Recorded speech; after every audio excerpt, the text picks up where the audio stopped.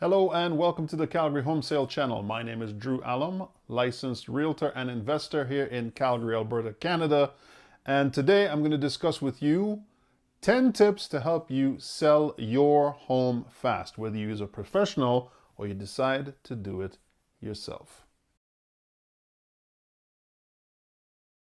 Now we're recording this video in 2021, and thankfully in the Calgary market, we've not seen this kind of activity, at least for the start of the year, in honestly years.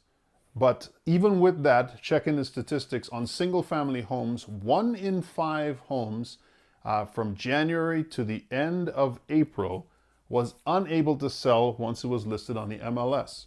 So again, we're going to go through 10 things that you should be keeping in mind if you need to sell your home quickly. Number 1, pricing your home. Now, the important thing is, where can you find out about the actual price of your home?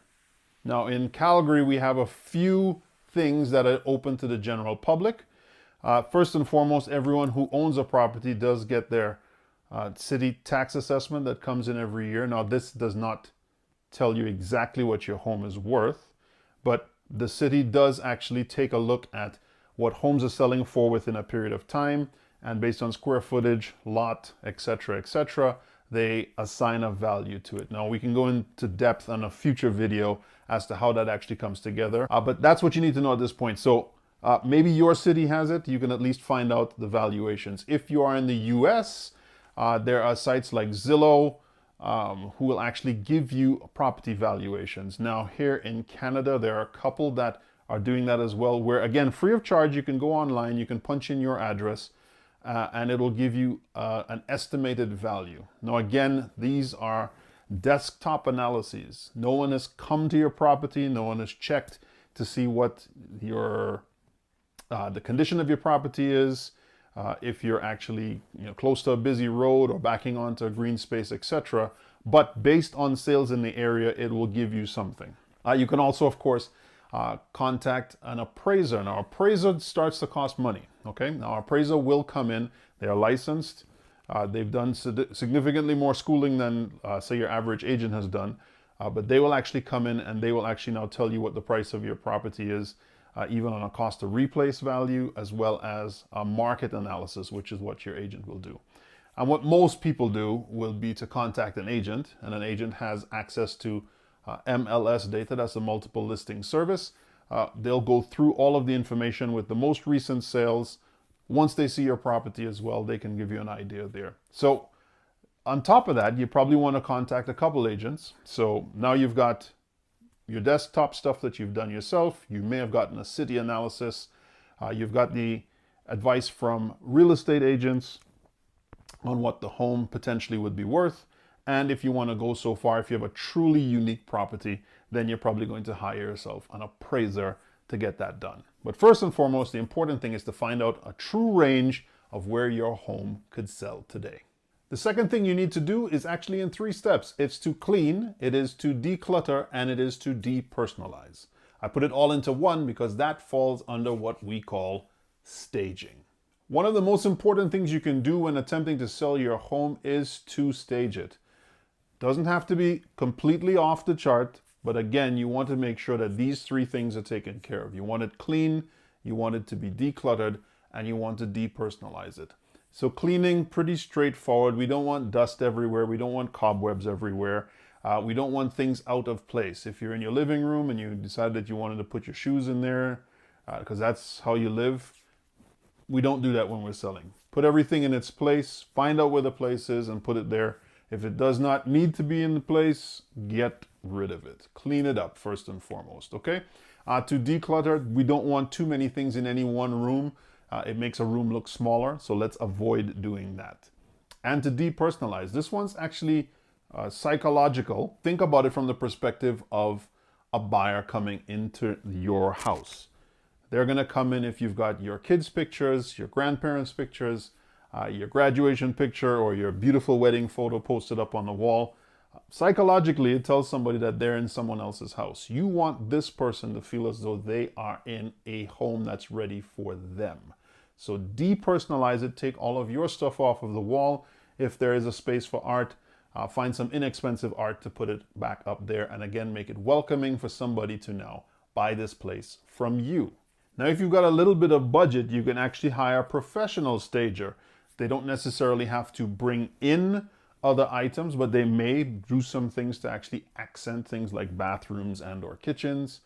But they can take the existing stuff that you have in your house and reshuffle it. A trick I like to use is I may look at a room and just because I've seen it so much, I'm fine with it. But if I take my cell phone out and I take a picture of the room and then I stand back and I take a look at the picture, you'll start to see things that start to pop out at you that aren't necessarily supposed to be in the room. That'll give you the idea, because again, you're going to be selling your home using pictures online. So again, make sure you declutter, you clean it up, and you de-personalize. The third thing you're going to want to do for your house is to boost its curb appeal. A lot of the photos that you're going to be taking, or once there's a sign on the lawn, if that's the route that you're going to go, someone needs to walk up to the house and before they even get inside, feel as though the house has been cared for and is welcoming. If there are weeds out front, you want to make sure that's taken care of with regards to the lawn. If there is some touch-ups that need to be done with regards to paint on the exterior or the trim, make sure you do that as well. Again, the idea is to make sure that any buyer or prospective buyer who comes to the property feels welcome before they even get into the door. So again, number 3 for you will be to make sure you improve your house's curb appeal. Number 4 is to take care of any quick repairs that need to happen. Most people think, oh my gosh, I have to go through all of this stuff to get my house ready for sale. Not necessarily. If the important thing for you to do is sell it quickly and there's a lot of stuff that needs to be repaired that you don't want to do, that's fine, but you'll have to make sure that that's reflected in your pricing. But if you want to get it sold quickly and your goal is still to make sure you get top dollar for the house, then yes, you should be taking care of quick repairs. Again, psychologically, somebody comes in and if they see doors are not attached properly, or drawers are loose, or hardware is missing, or the stains in the carpets or anything like that, it tells them psychologically these are the things that they are seeing, but what are the things that they may not be seeing behind the walls or in the mechanical that may not have been taken care of as well. So you want to put your house's best foot forward. So take care of any quick repairs, and that there should be number 4 for you on the list of 10. Number 5 to getting your home sold quickly will be to decide how you are going to market your home. We are in the internet age. You're seeing me now online. We're not meeting in person. There are ways to actually get your property marketed in such the same way. Okay, now number 1, of course, is the multiple listing service. In the city where I live, Calgary, there's over 5,000 residential realtors who can help you with pricing and marketing, yourself included. Shameless plug. But again, we don't have to necessarily go that route. There are other web services that can help you out. You can post your home for sale on Kijiji once you've got all the information. You've also got things like Facebook Marketplace. There are other third-party services that act similar to the MLS. Some are paid, some are free. You're going to have to go into Google. Google is your friend, and search to see where are the best places that you can actually post your home for maximum exposure. You want to make sure that you get it there. Now, deciding to do that, again, you're looking through the entire tier of how things can be done, from free to all the way having it agent assisted. Agent assisted, of course, is going to come with the most amount of fees, but it's going to be in a situation where you're also the most hands-off. You'll have a professional who'll be helping you out with everything from your measurements of your property, marketing of your property, photography, negotiating your deal, etc., which I'm sure your agent will talk to you about. But important is to decide how you are going to market the property and where is going to get you the maximum exposure to buyers who are prepared to buy and qualified to buy, so that you can get your home sold quickly. Number 6 on attempting to get your home sold quickly will be to make sure you have photos of your place. Estimates are that now over 95% of home buyers start their search online. So you want to make sure that your house has its best impression put forward right away. Photos, we all have access to digital cameras. very, very high-end digital cameras by, standards from just a few years ago, based just on our phones.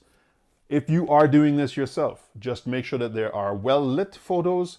Everything that you have done beforehand, you've decluttered, you have depersonalized, and you have cleaned your property. Any minor repairs have been done. You take pictures of the major rooms of the house so that you can actually have it for your marketing materials now that you've decided where you're going to put it. Now, if you're going to be using an agent, your agent will actually be providing that service for you. Typically, they're going to even have a professional photographer who will be able to come in, take the best photos for you if possible, to actually showcase the house. If there's something special about the exterior of the house, they may even use drone footage or drone photos. And those, of course, will be posted to MLS as to which other marketing sites they're going to be using to get it on there. But the important thing now is to make sure you have high quality photos of your house, its unique features, its standout features, and that you're happy with them and they're ready to go so that they can attract a buyer for you. Number 7 is going to be to have a flexible showing schedule. Now, we do all have lives. If this is your primary residence, you actually have your family there. You want to make sure that you're not going to have too much disruption. But again, the important thing in this case when you're selling the house is to make sure that it's convenient for a buyer to actually see the property. If you are going to be using an agent, there will usually be a lockbox set up onto the property. It'll be another agent that typically comes through with a qualified buyer. But again, if you're doing this yourself, set up a schedule, set up a time where you believe it's going to be most convenient for you as well as for buyers. So let's say you decided you wanted to show on weekends and evenings. Just make sure that once calls started coming in, however you were taking them, if they were through social media, wherever you're posting it, or through your phone service, that you have a sheet and said, I'm going to be showing at this period of time. Let's say I can show Monday, Wednesdays, and Fridays, and all day Saturdays. I would then say, yep, anyone who's calling in, whatever is closest to, can you come by 6:30 on Wednesday? And then you give that person half an hour, and you give another person another half an hour after that. So that you can at least, like I said, get the exposure, but you want to make it as flexible as possible without disrupting your life too much. But making sure you have a flexible showing schedule to accommodate your buyers is going to be very important in selling your house quickly. Now, number 8 is one that people probably won't talk to you too much about. It's called sweetening the deal. When you are selling a property in a competitive market, and when I say competitive, if we've got a lot of property on the market or a lot of similar homes to yours that are on the market that are taking a certain amount of time to sell, and the important thing for you is to make sure that it is selling quickly. So first, you've already taken care of pricing it competitively. Now you want to figure out if it's something you can do to sweeten the deal. Would you say offer, if it were a condominium, for example, which are currently quite tough to sell in certain areas within my city, would you offer to pay the condo fees for 6 months to a year for the new buyer coming in to ease them up a certain amount, right? You want to get to the point where there's going to be a win-win. Sometimes there's even the talk of potentially offering a bonus commission to buyer's agents if they bring a qualified buyer through to see your property. Typically, those strategies would have to be working or put into place if they were very, very tough to sell, or again, as I said, you wanted to sell your home quickly. So if you're going the agent route, what people don't always think about is that there are really 4 parties involved in let's say a traditional MLS sale. So there's you, the seller, there'd be your agent, there would be a buyer, and then there'd be a buyer's agent. The buyer's agent is going to be incentivized to bring someone through who's qualified to buy your property if they're going to be paid. If there's an opportunity to pay them a little bit more, they may be incentivized to bring more people through your house. Maybe. But again, think about it. If it's something that you really need to do quickly, you might want to think about sweetening the deal. Now, number 9 on the list is if you've looked at everything else here and said, I don't have the time, I don't know where to start to do any of this stuff, you could consider actually selling your property to an investor. My team, some of the investors that I work with and I represent fall into that category. We will buy a house pretty much in any condition if there's an opportunity to either turn around and renovate it and sell it for a profit, or if there's the opportunity to do some minor renovations to the property and turn it into a rental that can actually generate some cash flow. Now, for everyone that does want to say that they'd like to get their home sold to an investor, it's not always going to work where you can get market value. Be very, very aware of that. Yes, this person is going to present you with a cash offer for your house, and they can close quickly. You can get market value if there's the opportunity to raise the value by completing those renovations. And that would be a prime situation to sell your property to an investor by simply contacting. They'll be able to come over, take a look at your property, make you a cash offer, and you won't have to go through the headache of everything else. Now, in some situations, let's say you've bought a property within the last 4 or 5 years, and I talk specifically again to situations we've seen here in Calgary. We are one of the few provinces that has not seen this constant incremental growth that we've been seeing in Canada. We've seen some, again, within the last year, and it's continuing to go up, but there are homes that were bought brand new a few years back that still are not selling for the price that they sold for then. So you're upside down. You owe more on your mortgage than you can sell the home for today. But you still need to sell this home fast, whether you're out of work or you're moving, and you just don't or can't take on the responsibility of the property anymore. In that situation, you might take a look at rent to own.